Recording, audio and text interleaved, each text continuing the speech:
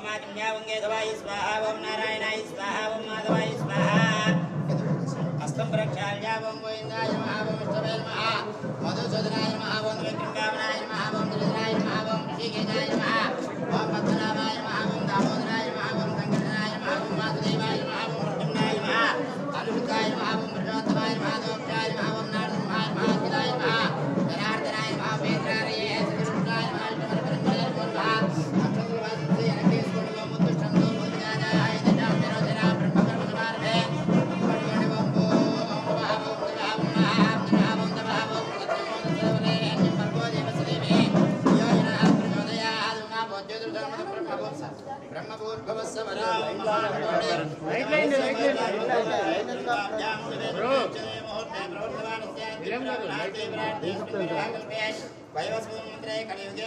నా కెమెరా తెచ్చాలి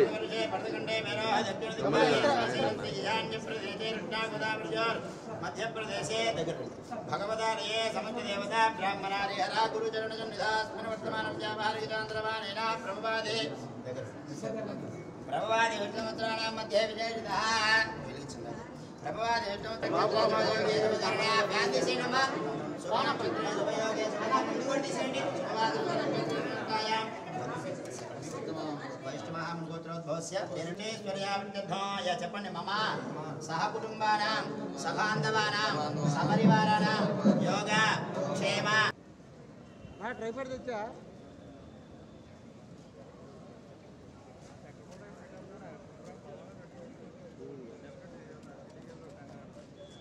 కావాలని చెప్తున్నారు ఇది వచ్చారు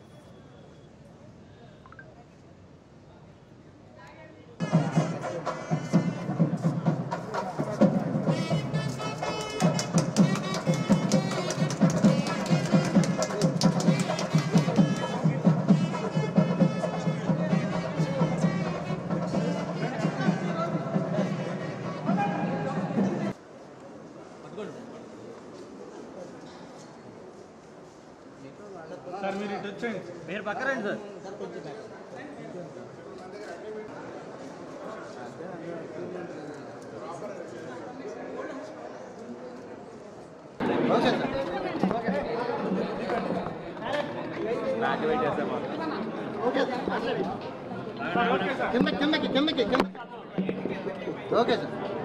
పాత్రికేయ మిత్రులందరికీ నమస్కారం. ఈరోజు విజయవాడలో 1978లో 110 బెడ్డెడ్ హాస్పిటల్ ఉన్న ఈ విజయవాడ ఈఎస్ఐ హాస్పిటల్ని ఈరోజు మరి ప్రారంభించడం జరిగింది. 300 ఫ్యూచర్లో ఇంకొక 50-100 రోజుల వ్యవధిలో ఇది 300 బెడ్డెడ్ హాస్పిటల్ కింద చేయడానికి నిశ్చయించి ఈరోజు ప్రారంభం చేయడం జరిగింది. సుమారు 4,50,000 మంది ఇన్స్టిట్యూట్ పర్సన్స్ ఉన్నారు. డైలీ 300 నుంచి 350 వరకు ఓపీ జరుగుతూ ఉంది. గత 5 సంవత్సరాల్లో ఈఎస్ఐ హాస్పిటల్స్ని పట్టించుకున్న నాదుడే లేడి ప్రభుత్వం వైఎస్ఆర్ ప్రభుత్వం పూర్తిగా నెగ్లిజెన్సీ అనేది ఈఎస్ఐ హాస్పిటల్స్లో ప్రత్యక్షంగా చూడవచ్చు. ఎక్విప్మెంట్ అనేది గత 5 సంవత్సరాల్లో ఎక్కడా లేదు. అదేవిధంగా ఏదైతే ఈఎస్ఐ డాక్టర్స్ ఉన్నారో, ఈ స్టాఫ్ ఉన్నారో, ఎవరికి కూడా ఎక్కడా కూడా కొత్తగా ఎంప్లాయ్మెంట్ తీసుకున్న 5 సంవత్సరాల ఎంప్లాయ్మెంట్ తీసుకున్నది లేదు. పూర్తిగా వాళ్ళు చెప్పేది ఏంటంటే డాక్టర్ సరిగ్గా వైద్యం చేయట్లేదు, లేకపోతే స్టాఫ్ అటెండ్ అవ్వట్లేదని నెపం మాత్రం చూపించేవారు. కాకపోతే పూర్తిగా స్కిల్డ్ డాక్టర్స్ అయితే ఈఎస్ఐ హాస్పిటల్స్లో ఉన్నారు. కేవలం ఈ ఎంప్లాయ్మెంట్ అనేది ఇవ్వకపోవడం వల్ల సమర్థవంతంగా ఈ పేషెంట్స్ పట్ల సరైన వైద్యం అందించడం కొద్ది లోపం అనేది కనపడ్డది గత 5 సంవత్సరాల్లో. ఎక్కడ చూసినా 5 సంవత్సరాల్లో అవినీతి మయం. ముఖ్యంగా ఈ కార్మిక శాఖలో అయితే కని విని ఎరగని అవినీతి. అలాగే బీఓసీకి చెందిన భవన నిర్మాణ కార్మికులకు చెందిన 3,000 నుంచి 4,000 కోట్ల రూపాయలు డైవర్ట్ చేయటం. అదేవిధంగా ఈ చంద్రన్న బీమాలో ఈ థర్డ్ పార్టీ ఇన్సూరెన్స్ కంపెనీలు పక్కన పెట్టి ఏపీ ఇన్సూరెన్స్ కార్పొరేషన్ అనేది ఒకటి సొంతంగా వాళ్ళు పెట్టి దాని సుజిత్ అనే ఒక ఎంప్లాయీని పెట్టి కింద ఈ ధనంజయ రెడ్డి, ఈ సజ్జల వీళ్ళందరూ కూడా దూరి అస్తవ్యస్తం చేసి ఈ చంద్రన్న బీమాన్ని అతలాకుతలం చేశారు. ఎక్కడా కూడా సరైన బాధితుడికి సహజ మరణానికి కానీ ఏ క్లెయిము కూడా సరైన క్యాండిడేట్కి అందకపోవటం, అవినీతిమయం చేయడం. అదేవిధంగా ఈఎస్ఐ హాస్పిటల్స్ తీసుకుంటే ఈ కాకినాడ హాస్పిటల్ని సెంటర్కి అప్పచెప్పటం, ఈ విజయవాడలో కూడా ఈ సెంట్రల్ గవర్నమెంట్కి అప్పచెప్పడానికి అనుమతి కూడా తెలియజేయడం జరిగింది. కేవలం అవినీతే ధ్యేయంగా ఈ కార్మిక శాఖని అతలాకుతలం చేశారు, ఇందులో సందేహం లేదు. ఈఎస్ఐ హాస్పిటల్స్లో అడుగడుగున మన వైజాగ్ని చూడటం జరిగింది. అందులో శానిటైజేషన్కి సంబంధించిన 28 మంది ఉండవలసిన వర్కర్స్ని 14 మందే ఉండటం. అలాగే ఆర్ఓ ప్లాంట్స్ అనేవి ఎక్కడా కూడా లేకపోవటం. మరి ఎక్కడా కూడా సుమారు 450 కోట్లు ఫండ్ గవర్నమెంట్ నుంచి వస్తే, సెంట్రల్ గవర్నమెంట్ నుంచి వస్తే 60 కోట్లు శాలరీస్కి, 100 కోట్లు మెడిసిన్కి మాత్రమే ఉపయోగించి మిగతా 300 కోట్లు కూడా వెనకబామడం జరిగింది. మరీ ముఖ్యంగా మనం గమనిస్తే 2014 సంవత్సరానికి కానీ 5,50,000 మంది ఇన్స్టిట్యూట్ పర్సన్స్ ఉంటే 11 లక్షల మందికి 2019 కల్లా 11 లక్షల మంది నమోదు చేయించుకోవడం జరిగింది. మరి తర్వాత 5 సంవత్సరాలు మనం గమనిస్తే ఎక్కడా కూడా జాయినింగ్స్ లేకపోగా 11 లక్షల నుంచి 13 లక్షల చిల్లరే, అంటే 2 లక్షలే 5 సంవత్సరాల్లో ఇన్స్టిట్యూట్ పర్సన్స్ ఈఎస్ఐ హాస్పిటల్స్కి నమోదు చేసుకోవడం జరిగింది. ముఖ్యంగా ఈ 5 సంవత్సరాలు ఎక్కడా కూడా వైద్యం సరిగ్గా అందలేదు. ఈ లేబర్ మినిస్టర్ని కూడా పక్కన పెట్టి ఈ సజ్జల ధనంజయ రెడ్డి పూర్తిగా హ్యాండ్ ఓవర్ తీసుకుని ఏ అవినీతిని చేసినా అధికారులను ఎదరగంటే అవినీతి చేయటం మొదలుపెట్టారు ఇందులో. అదేవిధంగా కరోనా వచ్చింది గత 5 సంవత్సరాల్లో. ముఖ్యంగా గమనించవలసింది ఏంటంటే ఇందులో ఈ శాఖలో సుమారు ఈఎస్ఐలో ప్రతి రోగికి ఏ రోగానికన్నా వైద్యం చేస్తారు. ప్రతి రోగానికి వైద్యం ఉంటుంది. ఆరోగ్యశ్రీలో కొన్ని రోగాలకు వైద్యం ఉండదు. మరి కరోనా వచ్చిన తర్వాత ఈ కొత్త రోగాలకు భయపడి ఎక్కువగా నమోదు చేసుకోవాల్సిన పరిస్థితి ఉండగా ఎవ్వరూ నమోదు చేసుకోలేదు. కేవలం ఇక్కడ ఎక్విప్మెంట్ లేదు, ఉద్యోగుల నియామకాలు లేవు, అస్తవ్యస్తంగా ఉన్నదని ఏ రోగి కూడా నమోదు చేసుకోవడం జరగలేదు. మరి ఇప్పుడు మా సెక్రటరీ గారు నాయక్ గారు అలాగే డైరెక్టర్ గారు ఆంజనేయులు గారు మేమందరం కూర్చుని మన రివ్యూ మీటింగ్లో ఒకటే డిసైడ్ అయ్యాం.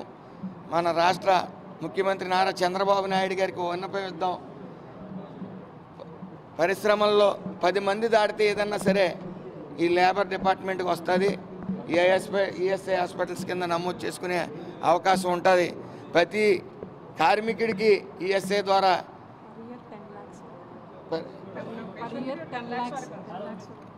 అది ప్రతి రోగికి ఇంచుమించు 10 లక్షల వరకు కవర్ అవుతుంది ఈఎస్ఐ హాస్పిటల్స్లో.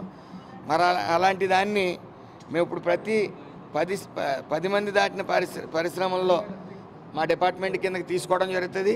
అలాగే ప్రతి ఒక్కరికి కూడా అది దానికి సంబంధించిన అధికారులు కూడా నియమించడం జరగాలని చంద్రబాబు నాయుడు గారికి విన్నపం చేసుకోవడం జరుగుతుంది. ఏదేమైనప్పటికీ రానున్న 5 సంవత్సరాల్లో సుమారు 20 నుంచి 25 లక్షల మంది కార్మికుల్ని ఈఎస్ఐ కింద తీసుకురావడానికి మేము ప్రయత్నిస్తాం. కాబట్టి ముఖ్యంగా గత ప్రభుత్వంలో మందుల కొనుగోలు కోట్ల రూపాయల అవినీతి జరిగింది. అధికారులు పాత్రపడి కూడా ఇప్పుడు ఏమన్నా కొత్త ప్రభుత్వం ఆల్రెడీ మీకు చెప్పింది విజిలెన్స్ విభాగం అది పర్యవేక్షణలో ఉంది. ఈ చంద్రన బీమంలో కొన్ని 100 కోట్ల అవినీతి జరిగింది.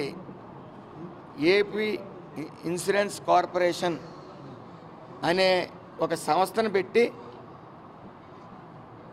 చంద్రన్ బీమా వైఎస్ఆర్ బీమాలో గత 5 సంవత్సరాల్లో విపరీతమైన అవినీతికి పాల్పడ్డారు. అదేవిధంగా ఈఎస్ఐ హాస్పిటల్స్ని కూడా వాళ్ళు మొత్తం డిపార్ట్మెంట్ని హ్యాండ్ ఓవర్ తీసుకున్నారు. అధికారులకు ప్రమేయం ఎక్కడా లేదు. ఎక్కడ అవినీతి అధికారులు అప్పుడు లేరు, ఇప్పుడు లేరు. కేవలం దళారీ వ్యవస్థ నడిపింది. ఈ కనీసం మినిస్టర్ని కూడా పక్కన పెట్టి ఈ సజ్జల ధనంజయ రెడ్డి ఇందులో దూరి ఈ వ్యవస్థనే కదా ప్రతి వ్యవస్థని కొట్టారు. అందులో సందేహం లేదు. ఏదేమన్నప్పటికీ వాళ్ళ మీద విజిలెన్స్ ఎంక్వైరీ అనేది జరుగుతుంది. అవినీతి తిమింగళాలని అతి త్వరలో బయటకు రావడం మనం చూస్తాం.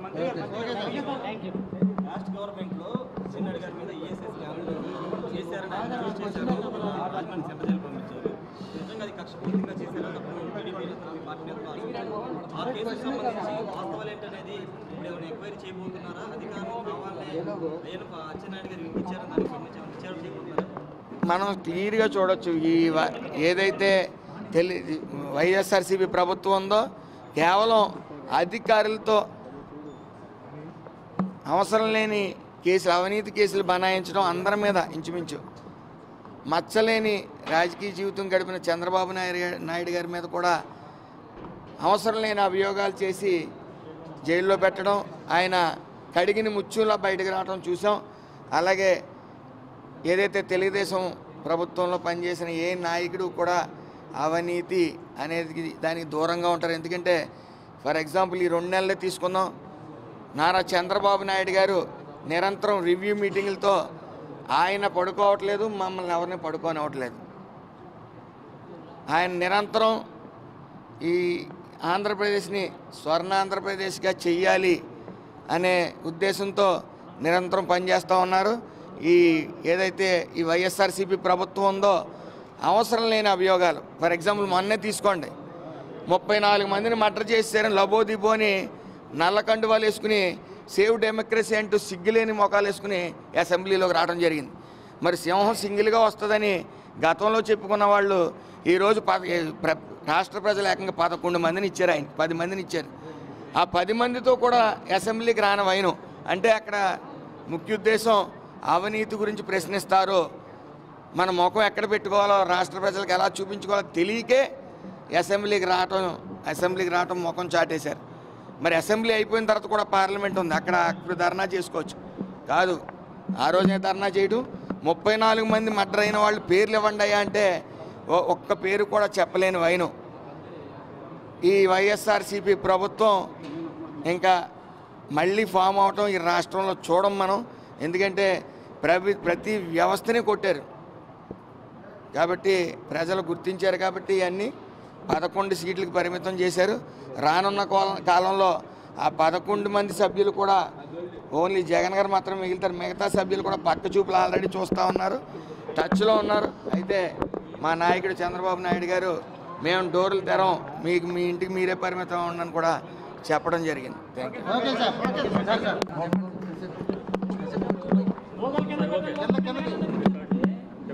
కార్మిక రంగం అతి పెద్ద రంగం. వాళ్ళ సంక్షేమం కోసం ప్రభుత్వం అనేకమైన స్కీములు తీసుకురావడం జరుగుతోంది. ఇవాళ ఈఎస్ఐ హాస్పిటల్ అనేది చాలా ముఖ్యమైనది కార్మికులకి, ఇటు రాష్ట్రం యొక్క ప్రతిష్ట కూడా. ఇది విజయవాడ నగరంలో, ఆంధ్ర రాష్ట్రానికి విజయవాడ నగరం నడిబొడ్డు అయితే, విజయవాడ నగరంలో ఈ హాస్పిటల్ నడిబొడ్డున ఉండటమే కాకుండా 25 ఎకరాల ల్యాండ్ ఇక్కడ ఉండటం జరిగింది. 25 ఎకరాల ల్యాండ్ అంటే సుమారు 1000 కోట్ల పైగా విలువ కలిగిన ల్యాండ్ ఇక్కడ ఉంది. దీనిని అత్యాధునీకరణ చెందే విధంగా ఒక మంచి హాస్పిటల్ నిర్మాణం చేపట్టాలని కూడా ఈ ప్రభుత్వం తలపోస్తామని, దీని ఇక్కడ 300 బెడ్ హాస్పిటల్ తీసుకొచ్చి అన్ని విభాగాల్ని పటిష్టపరిచి ఈ హాస్పిటల్లో వచ్చిన ప్రతి పేషెంట్ కూడా నమ్మకంగా చక్కగా తన ట్రీట్మెంట్ పొంది హాయిగా ఇంటికి వెళ్లే విధంగా ఈ హాస్పిటల్ తీర్చిదిద్దాలని ఈ ప్రభుత్వం యొక్క సంకల్పం. అందుకే చక్కటి భవనాల నిర్మాణం కానివ్వండి, తర్వాత బెడ్ నిర్మాణం ఇవన్నీ కూడా జరగబోతూ ఉన్నాయి. దీనికి కార్మిక రంగానికి అత్యధిక ప్రాముఖ్యత ఇచ్చి నారా చంద్రబాబు నాయుడు గారు, పవన్ కళ్యాణ్ గారు వీళ్ళందరూ కూడా కూటమి ప్రభుత్వం చక్కటి ప్రణాళికతో ముందుకు తీసుకెళ్ళి అన్ని గత ప్రభుత్వంలో చేసిన తప్పులన్నీ కూడా సరిదిద్ది మంచి సంక్షేమం అందించడానికి కార్మికులు సిద్ధంగా ఉన్నాం.